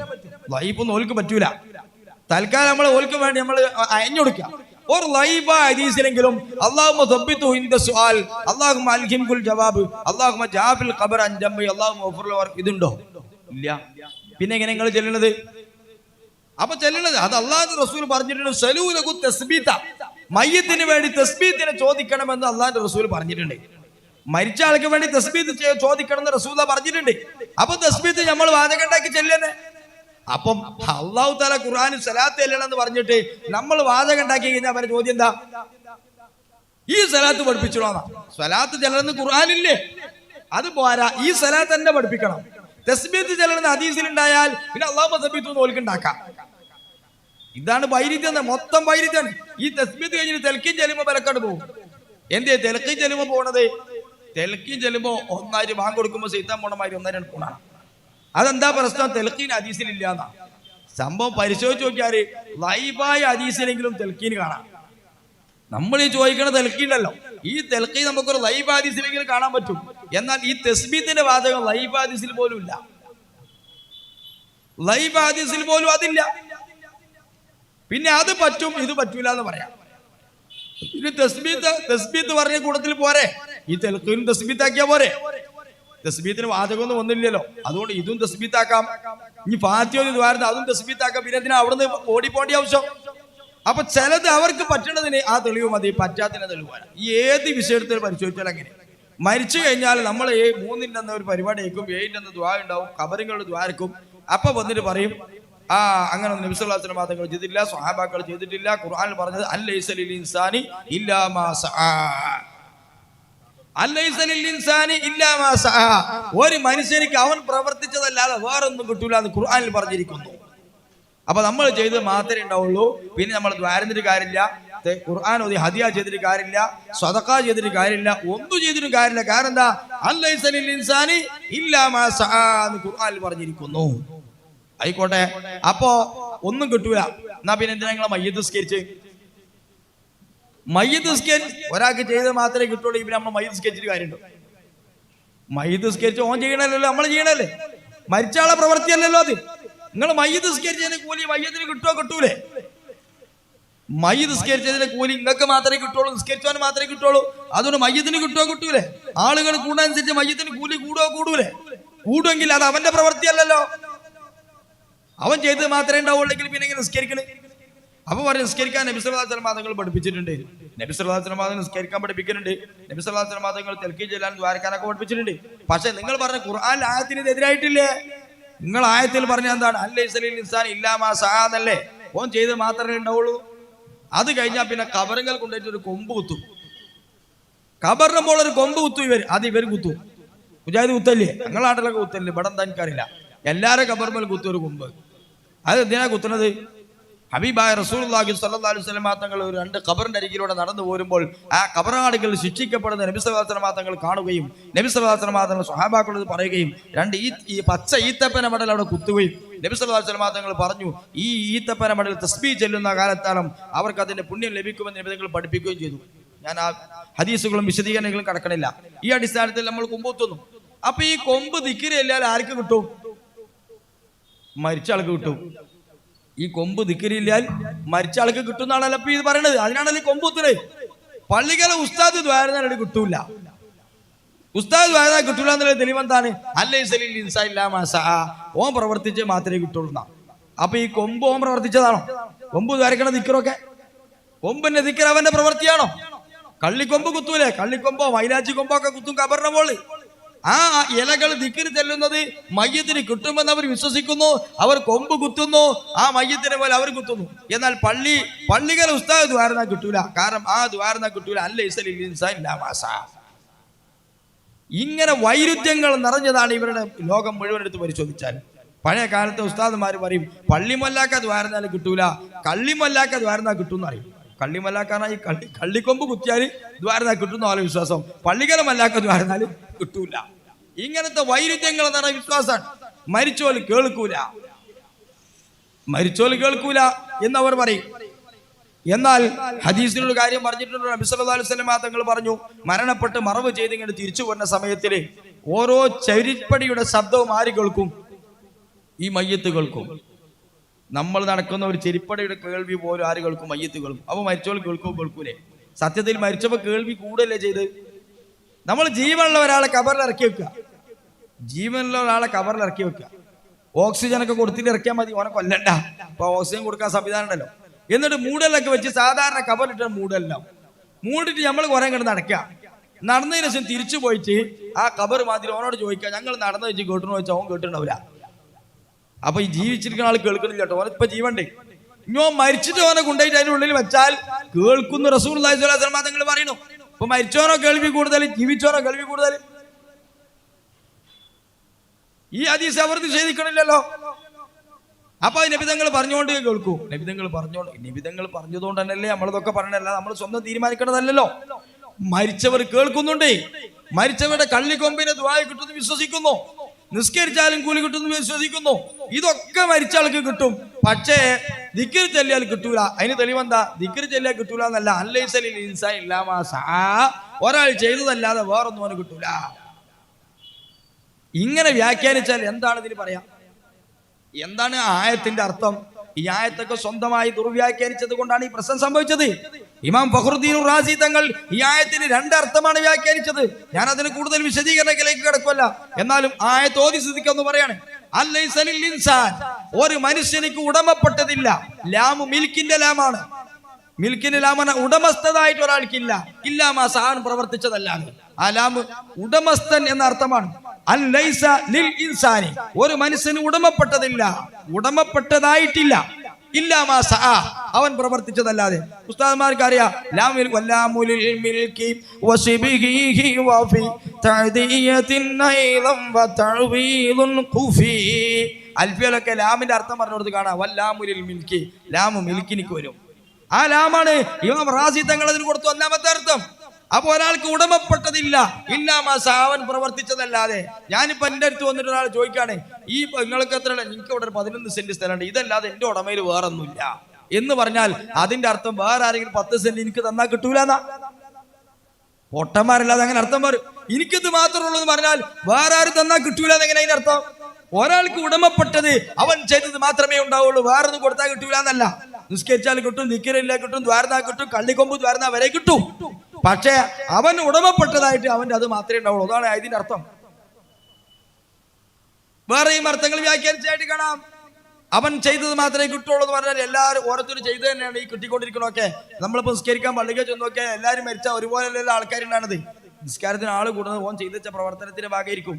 ദിക്കർ ചെല്ലുന്നത് ഓൻ ചെയ്ത പ്രവർത്തനത്തിന്റെ ഭാഗമായിരിക്കും. ഒരാൾ വഹാബിയായി ജീവിച്ച് മരിച്ചു കഴിഞ്ഞാൽ ഓനൊരു ദിക്കറും കിട്ടൂല. കാരണം ഓൻ പ്രവർത്തിച്ചത് അങ്ങനെ ആയതുകൊണ്ട് ഓന് കിട്ടൂല. ഓന്റെ പ്രവൃത്തി തന്നെയാണ് കിട്ടുന്നത്. സുന്നിയായിട്ട് ജീവിച്ച ആൾക്ക് കിട്ടുന്നുണ്ട്. എന്തുകൊണ്ട്? അവന്റെ പ്രവൃത്തിന്റെ ഭാഗമാണത്. അങ്ങനെ പല വ്യാഖ്യാനങ്ങളും കാണാം. ഞാൻ അതിലേക്ക് പ്രവേശിക്കല്ല. അതിന് വിശദീകരണങ്ങൾ ഒരു പൊതു സംസ്ഥയിൽ നമ്മൾ വിശദീകരിച്ചുകൊണ്ട് കാര്യമില്ല. അപ്പോൾ പരിശുദ്ധ ഖുർആനിലെ ആയത്തുകളെ ഇങ്ങനെ തെറ്റായി വ്യാഖ്യാനിച്ചിട്ട് അവർ പറയുമ്പോൾ എന്നാൽ അവർക്ക് തന്നെ അതൊക്കെ നേരെ തിരിച്ചടിക്കുകയാണ്. അവർക്ക് തന്നെ തിരിച്ചടിക്കുകയാണെന്ന് പറഞ്ഞാൽ ഞാൻ ഈ പറഞ്ഞതുപോലെ കൊമ്പ് കുത്തുന്നിടത്ത് അവർക്ക് ഇതിന് ഉത്തരം പറയാൻ പറ്റൂല. മയ്യിത്ത് നിസ്കരിക്കുന്നിടത്ത് അവർക്ക് ഇതിന് ഉത്തരം പറയാൻ പറ്റൂല. ഇങ്ങനെയുള്ള ഒരുപാട് വൈരുദ്ധ്യങ്ങൾ. ഇപ്പൊ ബറാത്ത് രാവ് വന്നപ്പോ ഒരാളുടെ പ്രസംഗ, ബറാത്തിന്റെ രാവിലെ നിങ്ങൾ ആയുസ് ദീർഘിപ്പിക്കാൻ വേണ്ടി യാസീൻ ഓതുന്നത് എന്ത് പൊട്ടത്തരാണ് മൂല്യന്. കാരണം ഒരാൾ ജനിച്ചു കഴിഞ്ഞാൽ ഗർഭപാത്രത്തിൽ ഇരിക്കുന്ന 4-ാം മാസത്തിൽ തന്നെ അയാളുടെ ആയുസ് ഇത്രയെന്ന് എഴുതി വെച്ചിട്ടുണ്ട്. 4-ാം മാസത്തിൽ തന്നെ അയാൾക്ക് ഇത്ര ആയുസ് എഴുതി വെച്ചിട്ടുണ്ട്. പിന്നെ നിങ്ങൾ യാസീൻ ഓതിട്ട് എങ്ങനെ ആയുസ് കൂടുക? വെറുതെ ഒരു യാസീൻ ആൾക്കാരെ കൊണ്ട് ഓദിക്കണം. വാട്സപ്പിൽ ചോദിക്കേണ്ട ചോദ്യമാണ്. ചോദ്യം കേട്ടിയാൽ വലിയ ഉഷാറാണ്. ഇതൊക്കെ മുസ്ലിമിന്റെ ചോദ്യമല്ല, ഇതൊക്കെ ഇസ്ലാമിന്റെ ശത്രുക്കളാകുന്ന യുക്തിവാദികളുടെ ചോദ്യമാണ്. പക്ഷെ ഇതൊക്കെ ഇസ്ലാമിന്റെ പേരിൽ വെച്ചിട്ടാണ്. അതേ ഹദീസിൽ തന്നെ ഒന്നുണ്ട്. ഇമാം ബുഖാരി നമുക്ക് ഹദീസ് റിപ്പോർട്ട് ചെയ്യണം. ഒരാൾ 4-ാം മാസത്തിൽ ഒരു ആയുസ് മാത്രമല്ല എഴുതിയേക്കണത്. ഓന്റെ ആയുസ് മാത്രമല്ല 4-ാം മാസത്തിൽ അവൻ വിജയിയാണോ അവൻ പരാജയാണോ, ഓൻ സ്വർഗത്തിക്കാണോ നരകത്തിക്കാണോ എന്ന് 4-ാം മാസത്തിൽ എഴുതി വെച്ചിട്ടുണ്ട്. അപ്പൊ ഇതേ ഹദീസിൽ തന്നെ അത് പറയണേ, സ്വർഗത്തിക്കാണോ നരകത്തിക്കാണോ 4-ാം മാസത്തിൽ എഴുതി വെച്ചിട്ടുണ്ട്. അപ്പൊ സ്വർഗത്തിക്കാണെന്ന് എഴുതി വെച്ച ആൾ പിന്നെ നിസ്കരിച്ചാലും നിസ്കരിച്ചില്ലേ സ്വർഗത്തിലെത്തൂലേ? നരകത്തിക്കാന്ന് എഴുതി വെച്ചാൽ നിസ്കരിച്ചാലില്ലെങ്കിലോ നരകത്തുകത്തൂലേ? പിന്നെ നിസ്കരിച്ചിട്ട് എന്താ കാര്യം? അതും ചോദിക്കണ്ടേ? യാസീമ മാത്രം ചോദിച്ചാൽ മതിയോ അത്? പിന്നെ നിസ്കരിച്ചിട്ട് എന്താ കാര്യം? പിന്നെ നോമ്പെടുത്തിട്ട് എന്താ കാര്യം? സക്കാത്ത് കൊടുത്തിട്ട് എന്താ കാര്യം? അതിനും കാര്യമില്ലല്ലോ. അപ്പൊ നിസ്കരിച്ച കാര്യം എന്താണ്? ഓൻ നിസ്കരിച്ചു കഴിഞ്ഞാൽ ഓൻ വിജയാണ് എഴുതി വെച്ച കൂട്ടത്തിൽ പെട്ട ആളാകും. അപ്പൊ അവന് വിജയികളായിട്ട് പെടും. നിസ്കരിക്കാത്ത ആളാണെങ്കിലോ അവൻ പരാജയമാണെന്ന് എഴുതി പെടുക, അങ്ങനെ പോകും. എന്നാൽ ഈ അതേ വ്യാഖ്യാനം ഇവർക്കും വെച്ചൂടെ? യാസീൻ ഓതിയാൽ ഓൻ ആയുസ് ഇങ്ങനായിട്ട് പോകും, യാസീൻ ഓതാഞ്ഞാൽ ഓൻ ആയുസ് ഇങ്ങനായിട്ട് പോകും എന്ന് പറഞ്ഞാൽ പ്രശ്നം തീർന്നില്ലേ? അപ്പൊ യാസീൻ മേൽ മാത്രം എടുത്ത് ചോദിക്കാണ്. അതേ ചോദ്യം എവിടെ ചോദിക്കാം? അതേ ചോദ്യം നിസ്കരിക്കണേമ്മ ചോദിക്കാം, നോമ്പുമ്മ ചോദിക്കാം, സക്കാത്തുമ്മ ചോദിക്കാം. അതുകൂടി ചോദിച്ചാൽ പൂർണ്ണ യുക്തിവാദിയാവും, പകുതി ചോദിച്ചാൽ അർദ്ധ യുക്തിവാദിയാവും. അത്ര വ്യത്യാസമുള്ളൂ. രണ്ടു കൂട്ടരും ചോദിക്കണത് ഒന്നല്ലാണ്. പൂർണ്ണ യുക്തിവാദിയാണെങ്കിൽ വഹാബി പുറത്തു പോകും, അർദ്ധ യുക്തിവാദിയാവുമ്പോൾ വഹാബിയാവും. ഇങ്ങനെ ഒരുപാട് ചോദ്യങ്ങൾ ചിന്തിച്ചു കഴിഞ്ഞാൽ ഒരു മുസ്ലിമായ മനുഷ്യനുണ്ടാകാൻ പറ്റാത്ത കുറേ പൊട്ടൻ ചോദ്യങ്ങളാണ് അവർ ചോദിച്ചു കൊണ്ടിരിക്കുന്നത്. ബുദ്ധി കൊണ്ട് നമ്മൾ ചിന്തിച്ചു കഴിഞ്ഞാൽ മനസ്സിലാക്കാം. ഇങ്ങനെ സ്ത്രീ പള്ളിയിൽ ഞാൻ കുറേ നുറുങ്ങുകൾ ചെന്നുള്ള കഷ്ടങ്ങൾ മാത്രം പറയണം. സ്ത്രീകൾ പള്ളിയിലേക്ക് പോകുമ്പോൾ അവർ പറയും, ലാ തംനഉ ഇമാ അല്ലാഹി മസാജിദല്ലാഹി വബുയൂതുഹുന്ന ഖൈറുൽ ലഹുന്ന.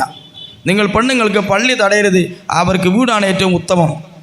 അപ്പോൾ അവർ പറഞ്ഞു, വീടാണ് ഉത്തമമെങ്കിലും പള്ളിയിൽ പോകുന്നത് തടയാൻ പാടില്ല എന്നല്ലേ അല്ലാഹുവിൻ്റെ റസൂൽ പറഞ്ഞു. കാരണം പെണ്ണുങ്ങൾക്ക് പള്ളിക്ക് നിസ്കരിക്കാമല്ലോ, പെണ്ണുങ്ങൾക്ക് പള്ളിക്ക് നിസ്കരിക്കാമല്ലോ, പിന്നെ ഇതിനാ നിങ്ങൾ പോകണ്ടെന്ന് പറയണത്. ഇതൊന്ന് ബുദ്ധിപരമായി ചിന്തിച്ചു കഴിഞ്ഞാൽ തിരിച്ചൊന്ന് ചിന്തിച്ചാൽ എന്താ അവസ്ഥ? ആണുങ്ങൾക്ക് പരേ നിസ്കരിക്കാൻ പറ്റുമോ? അപ്പോൾ നമുക്ക് ആലോചിക്കാമല്ലോ. പുരുഷന്മാർക്ക് പരേ നിസ്കരിക്കാൻ പറ്റുമോ? പറ്റൂലേ? പുരുഷന്മാർക്ക് പരേ നിസ്കരിക്കാമല്ലോ, വീട്ടിൽ നിന്ന് പുരുഷന്മാർക്ക് നിസ്കരിക്കാം.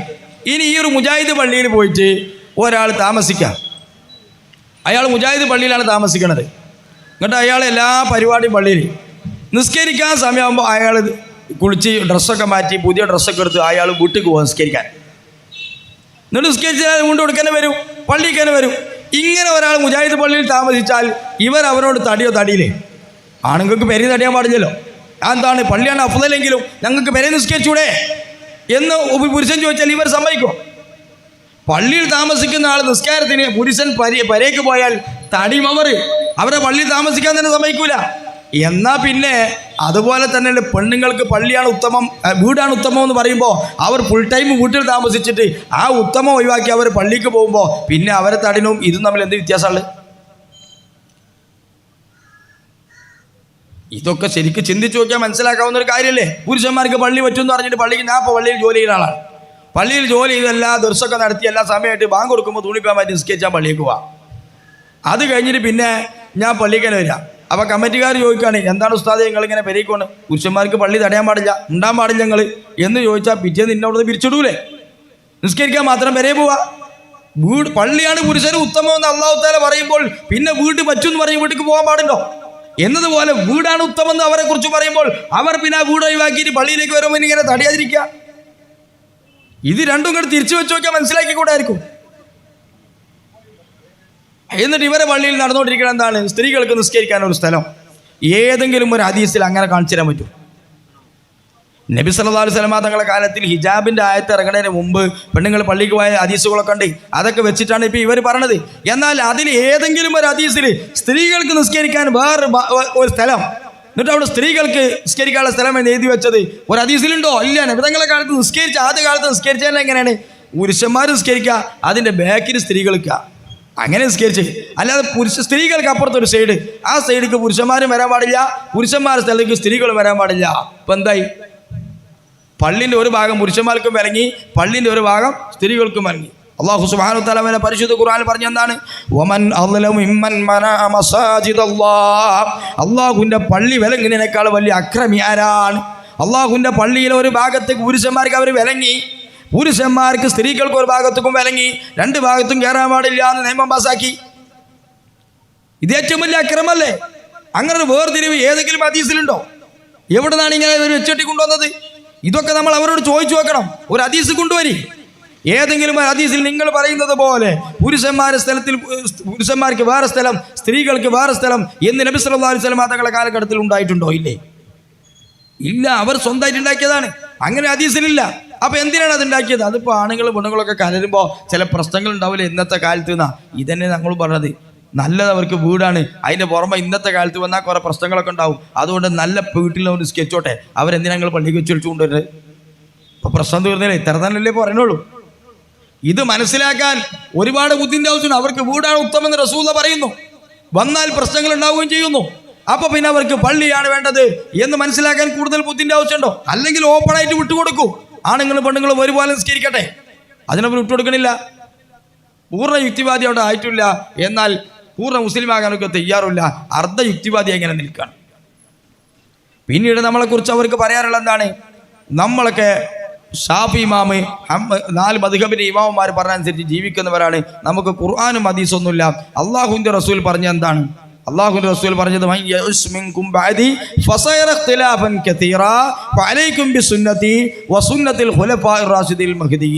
എൻ്റെ ചര്യയും ഖുലഫാഉർ റാഷിദീങ്ങളും ചര്യ നിങ്ങൾ മുറുകെ പിടിക്കണമെന്നാണ് അള്ളാഹുവിൻ്റെ റസൂൽ പറഞ്ഞത്. എന്നാൽ നിങ്ങളിപ്പോൾ ചെയ്തുകൊണ്ടിരിക്കണം എന്താണ്? 4 മദ്ഹബിന്റെ ഇമാമന്മാർ പറയും പോലെ ജീവിക്കുകയാണ്, അല്ലാതെ ഖുർആനിക്കും ഹദീസിക്കും പോണില്ല എന്നാണ്. എന്നാൽ വഹാബിൻ്റെ അവസ്ഥ എന്താവും ചിന്തിച്ചു നോക്കി നിങ്ങൾ.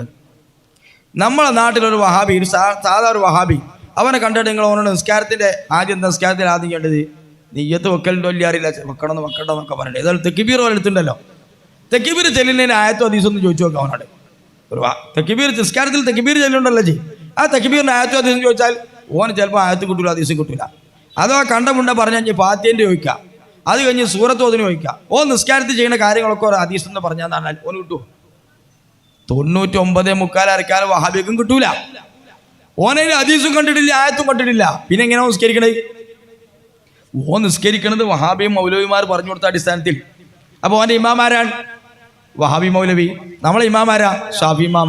ഷാഫി ഇമാം ഹദീസിലുണ്ട് പറഞ്ഞാൽ നമ്മൾ ചെയ്യുന്നു, വഹാബി മൗലവി ഹദീസിലുണ്ട് പറഞ്ഞാൽ അവർ ചെയ്യുന്നു. ഇപ്പോൾ രണ്ടു കൂട്ടർക്കും ഇമാമുണ്ട്.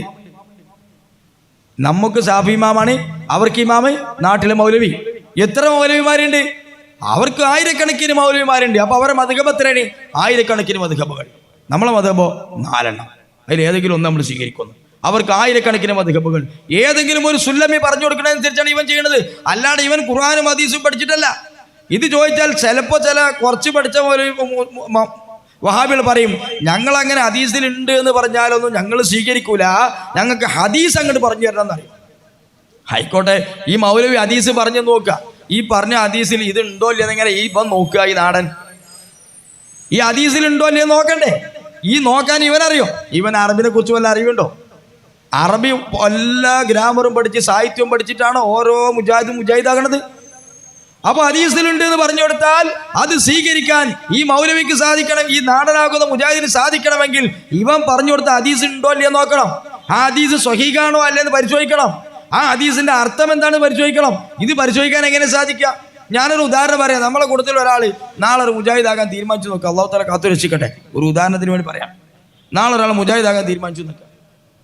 അപ്പോൾ അവൻ ക്ലിയർ മുജാഹിദാകണം എന്നാണ് അള്ളാഹും റസൂലും പറഞ്ഞനുസരിച്ച് ജീവിക്കണം എന്നാണ് അവന് തീരുമാനം. അങ്ങനെ അവൻ തീരുമാനിച്ച്, അവൻ മൗലവി ഇങ്ങനെ ആലോചിച്ചു. നാളെ നേരം വെളുത്തു, രാത്രി തീരുമാനിച്ചു. അങ്ങനെ രാവിലെ സുബഹിസ്കരിച്ചാണ് ഇവനിങ്ങനെ തോന്നി, നിസ്കാരം നിർബന്ധമുണ്ടോ? അത് സുബഹിസ്കാരം നിർബന്ധമുണ്ടോ? നിസ്കരിക്കേണ്ടത് എങ്ങനെയാണ്? ഇതൊക്കെ ഖുർആനും ഹദീസ് നോക്കി പഠിക്കണമല്ലോ. ഇതുവരെയൊക്കെ ഇപ്പോൾ സുന്നിയായിട്ട് പഠിച്ചാലേ ഇത് സുന്നികൾ എന്തൊക്കെയോ കൂട്ടിയതാണെന്ന് അറിയില്ല.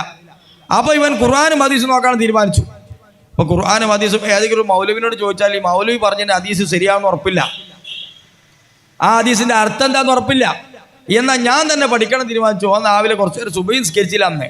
കാരണം സുബഹി നിസ്കരിക്കണമെങ്കിൽ സുബഹി നിർബന്ധമുണ്ടോ, എങ്ങനെ നിസ്കരിക്കേണ്ടതെന്ന് അറിയില്ലല്ലോ. അങ്ങനെ ഇവൻ വെയിറ്റ് ചെയ്തു. ഒരു 9 മണി 10 മണിയൊക്കെ ആയപ്പം കോഴിക്കോട് പോയ എജുമായിട്ട് പോയിട്ട് ഒരു പരിഭാഷ വാങ്ങാം, അല്ലെങ്കിൽ ഏതെങ്കിലും ബുക്ക് സ്റ്റാളിൽ പോയിട്ട് പരിഭാഷ വാങ്ങാം, എന്നിട്ട് ഖുർആനും ഹദീസും നേരിട്ട് പഠിക്കുക. ഇവർ പറഞ്ഞതിനനുസരിച്ചുകൊണ്ടൊന്നും പഠിച്ചാൽ ശരിയാവില്ല. കാരണം ഇവരെന്താ പറഞ്ഞത് ശരിയോ തെറ്റോ എന്നറിയില്ലല്ലോ. ഷാഫി ഇമാമൻ ഹദീസിലുണ്ടെന്ന് പറഞ്ഞിട്ട് ഉറപ്പില്ലാതെയാണ് ഞാൻ ഈ സുന്നീന്ന് വിട്ടത്. സുന്നീന്ന് വിടാനുള്ള എന്താ? ഷാഫി ഇമാം ഹദീസിലുണ്ട് പറഞ്ഞിട്ട് സംശയമായിട്ടാണ് ഞാൻ പൈന്ന് വിട്ടത്. ഇനി സുല്ലമി ഹദീസിലുണ്ട് പറഞ്ഞാൽ ഇങ്ങനെ ഞാൻ സ്വീകരിക്കാം? 10 ലക്ഷം ഹദീസ് മനപ്പാടമാക്കിയ ഹംബലി ഇമാം, അദ്ദേഹത്തിൻ്റെയും ഉസ്താദാകുന്ന ഇമാം ഷാഫി തങ്ങളെ, അദ്ദേഹത്തിൻ്റെയും ഉസ്താദാകുന്ന ഇമാം മാലിക് തങ്ങളെ, അവരുടെയും ഉസ്താദാകുന്ന ഹനഫി ഇമാം, ഇവരൊക്കെ 10 ലക്ഷത്തും അതിലധികം ഹദീസുകൾ മനപ്പാടമാക്കിയ ആളുകളാണ്. അവരൊക്കെ ഹദീസിലുണ്ടെന്ന് പറഞ്ഞിട്ട് ഹദീസ് കണ്ടില്ല എന്ന് പറഞ്ഞിട്ടാണ് ഞാൻ പോരുന്നത്.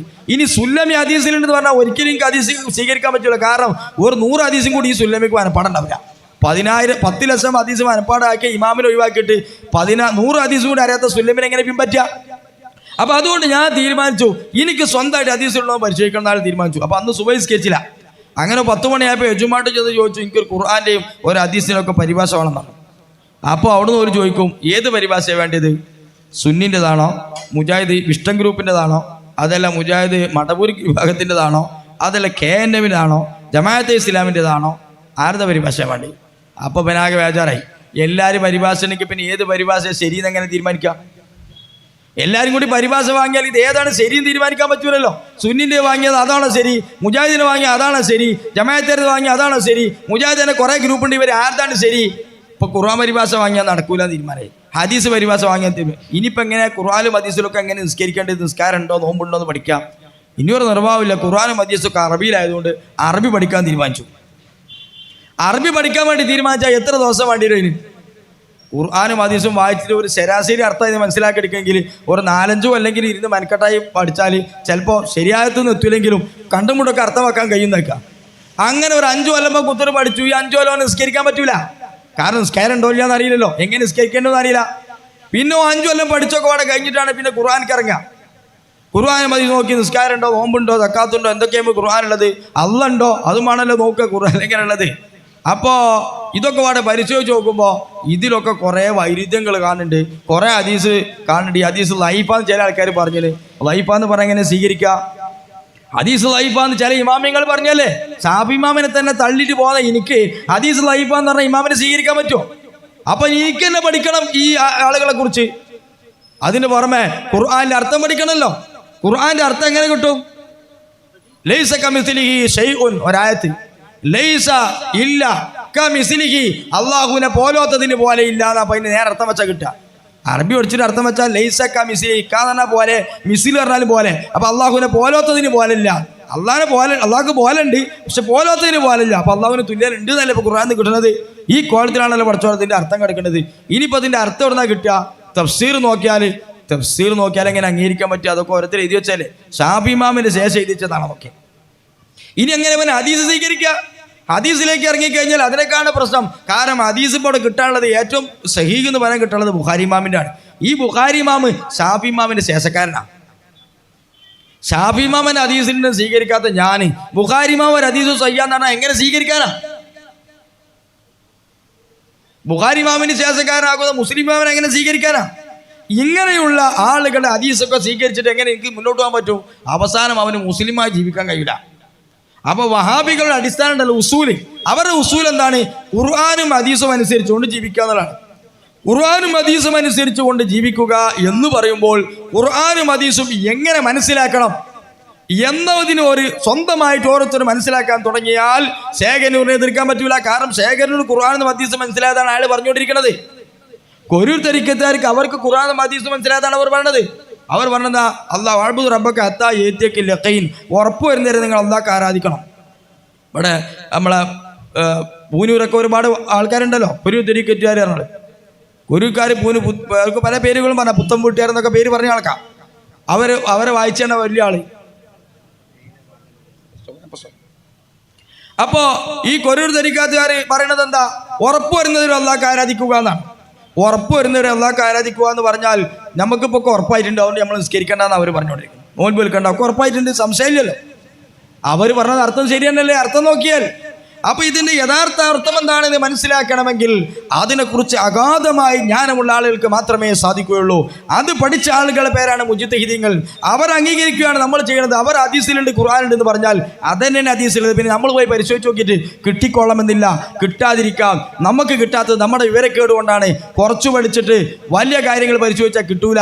അത് നമ്മൾ വളരെ അടിസ്ഥാനപരമായി മനസ്സിലാക്കണം. അടിസ്ഥാനപരമായ ഒരു കാര്യം ഇല്ല എന്ന് പറയണമെങ്കിൽ ഏറ്റവും വലിയ ഇൽമു വേണം. ഉണ്ടെന്ന് പറയാൻ കുറച്ച് അറിവ് മതി. ഇപ്പം ഇവിടെ ഒരു സാധനം വീണെടുക്കണം, ഞാൻ കണ്ടാൽ അവിടെ ഉണ്ടെന്ന് എനിക്ക് പറയാം. അതേമത്തെ ഇവിടെ ഒരു സൂചി ഇല്ല എന്ന് ഞാൻ പറയുന്നത് ഇത് മുഴുവൻ പരിശോധിക്കണം, എന്നിട്ട് എനിക്ക് പറയാൻ പറ്റുള്ളൂ. ഫുൾ ഉറപ്പുവരുത്തിയതിനു ശേഷം പറയാൻ പറ്റുള്ളൂ. അപ്പം അതുകൊണ്ട് അടിസ്ഥാനപരമായ കാര്യങ്ങളൊക്കെ പഠിച്ചുകൊണ്ടായിരിക്കണം. അതുകൊണ്ട് ഞാൻ ദീർഘിപ്പിക്കുകയല്ല, നമ്മുടെ മഗ്‌രിബിന്റെ സമയം അടുത്തുകൊണ്ടിരിക്കുകയാണ്. അതുകൊണ്ട് നമ്മൾ വളരെ ശ്രദ്ധിച്ചുകൊണ്ട് മനസ്സിലാക്കേണ്ടതാണ്. ഖുർആനെയും ഹദീസിനെയും മുൻഗാമികൾ വ്യാഖ്യാനിച്ചു തന്ന ലക്ഷക്കണക്കായ ഹദീസിന്റെ അടിസ്ഥാനത്തിൽ ഇമാമാർ പഠിപ്പിച്ചു തന്നാണ് നമ്മളിവിടെ പറഞ്ഞുകൊണ്ടിരിക്കുന്നത്. അതാണ് സമസ്ത കേരള ജമിയത്തുൽ ഉലമ നൂറ്റാണ്ടുകളായി നമ്മളെ പഠിപ്പിച്ചുകൊണ്ടിരിക്കുന്ന ആദർശത്തെ ഒരു നൂറ്റാണ്ട് സംരക്ഷിച്ചുകൊണ്ട് നിലനിന്ന് കൊണ്ടുവരുന്നത്. അതുതന്നെയാണ് നമുക്ക് ഖിയാമത്ത് നാൾ വരെ നിലനിർത്തേണ്ടതും. അതുമാത്രമാണ് ഇസ്ലാമിന്റെ ഋജുവായ മാർഗം. അതാണ് സിറാത്തുൽ മുസ്തഖീം. ആ സിറാത്തുൽ മുസ്തഖീമിൽ നിൽക്കണമെങ്കിൽ ഒരുപാട് പ്രശ്നങ്ങളും പ്രതിസന്ധികളും വരും. അതുകൊണ്ടാണ് അല്ലാഹുവിന്റെ ഹബീബ് സല്ലല്ലാഹു അലൈഹി വസല്ലം തങ്ങൾ പറഞ്ഞത്, മൻ യഇസ് മിൻകും ബഅദി, എനിക്ക് ശേഷം നിങ്ങൾ ആരെങ്കിലും ജീവിക്കുകയാണെങ്കിൽ ഒരുപാട് അഭിപ്രായ വ്യത്യാസങ്ങൾ അവർക്ക് കാണാം. പല അഭിപ്രായ വ്യത്യാസങ്ങളും നമ്മുടെ നാടുകളിൽ ഇന്ന് വന്നുകൊണ്ടിരിക്കുകയാണ്. അത്ര ഒന്നും പ്രശ്നമില്ല, അത്ര പ്രശ്നമാക്കേണ്ട കാര്യമില്ല എന്നൊരു വിഭാഗം ആളുകൾ, അത് വളരെ പ്രശ്നമാണ് നമ്മുടെ എന്ന് പറഞ്ഞുകൊണ്ടിരിക്കുന്നു. അങ്ങനെ പല ഭിന്നിപ്പുകളെയും പല അഭിപ്രായ വ്യത്യാസങ്ങളിലേക്കും പലരും വഴിച്ചു കൊണ്ടുപോകുന്ന ഈ സമയമുണ്ടല്ലോ, പല പ്രതിസന്ധികളും നമുക്ക് നേരിടേണ്ടി വരികയാണ്. സുന്നത്ത് ജമാഅത്ത് ഇസ്ലാമിന്റെ യഥാർത്ഥ വഴി മാർഗം പറയാൻ പ്രയാസപ്പെടുന്ന കാലഘട്ടമാണ്. ഇതിനെക്കുറിച്ചാണ് അല്ലാഹുവിന്റെ റസൂൽ പറഞ്ഞത്, ഒരുപാട് അഭിപ്രായ വ്യത്യാസങ്ങൾ കാണാം. അതുകൊണ്ട് സമയത്തിൽ ഫഅലൈക്കും ബിസുന്നതി, എൻ്റെ ചര്യ നിങ്ങൾ മുറുകെ പിടിക്കണേ. വസുന്നത്തിൽ ഖുലഫാഇർ റാഷിദീനൽ മഹ്ദിയീൻ, സന്മാർഗ്ഗ സിദ്ദീഖുകളാകുന്ന ഖുലഫാഉർ റാഷിദീങ്ങളുടെ മാർഗം നിങ്ങൾ മുറുകെ പിടിക്കണേ. അത്ര പറഞ്ഞിട്ട് അല്ലാഹുവിന്റെ റസൂൽ നിർത്തിയില്ല.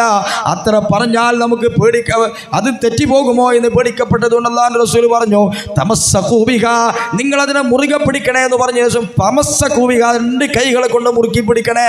എന്നാലും തട്ടിത്തെറിപ്പിച്ചു പോകാനുള്ള സാധ്യതയുണ്ട്. അതുകൊണ്ട് വഅല്ലു അലൈഹാ ബിന്നവാജിദ്, നിങ്ങൾ അണപ്പല്ലുകളെ കൊണ്ട് നിങ്ങൾ കടിച്ചു പിടിക്കണേ.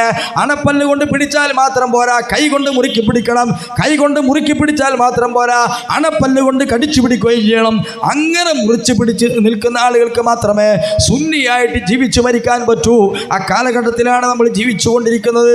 കൃത്യമായി സുന്നി പറയാൻ നമുക്ക് സാധിക്കുവാണെങ്കിൽ നാട്ടിലും കുടുംബത്തിലും സമൂഹത്തിലും ഒക്കെ പ്രശ്നങ്ങൾ നേരിട്ടുകൊണ്ടിരിക്കേണ്ടി വരും. അപ്പോൾ മാത്രമേ നമുക്ക് കൈകൊണ്ടും അതുപോലെ പല്ലുകൊണ്ടും കടിച്ചു പിടിച്ചിരിക്കുന്ന ആളുകൾക്ക് മാത്രമേ പൂർണ്ണ സുന്നിയായി ജീവിക്കാൻ പറ്റൂ. അല്ലാഹു സുബ്ഹാനഹു വ തആല അതിന് നമുക്ക് തൗഫീക്ക് നൽകുമാറാവട്ടെ.